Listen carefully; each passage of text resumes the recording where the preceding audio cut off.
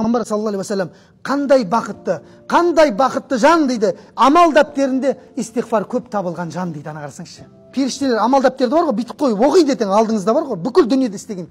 Оқып жатыр ғой. Алла сенен кешірім тілеймін, астағфирулла. Енді ол адамға не істейді Алла дейді ғой. Не істейді Алла оны? Кешіреді ғой оны Алла дейді. Ол өмір бақи кешірім тілеп өткен адам ғой дейді. Сондықтан пайғамбар саллаллаху алейхи вассалам айтады, кешірімді тоқтатпаңдар дейді.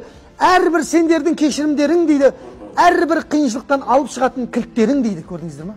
Жамандық келе жатқан кездегі қорғандарың дейді. Кешірім бар ғой, Алладан истиғфар айту. Бұл сондай нәрсе дейді.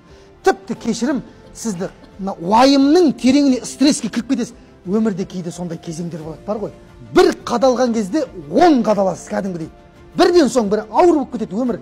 Кейде анау өзің қол жұмсағың келіп кететіндей дәрежеге дейін апарып тастайды, шайтан ой салып, көрдіңіз ба? Сондай кездерде адамды не алып шығады дейді? Кешірім мен салауат алып шығады дейді. Ана қарасаңызшы. Кешірімді сол кезде көп айтсаңыз бар, Құдай сізді ана жерден майдан қылды суырғандай суырып алып шығады дейді. Ешқандай қиналтпастан дейді. Ана қараңыз.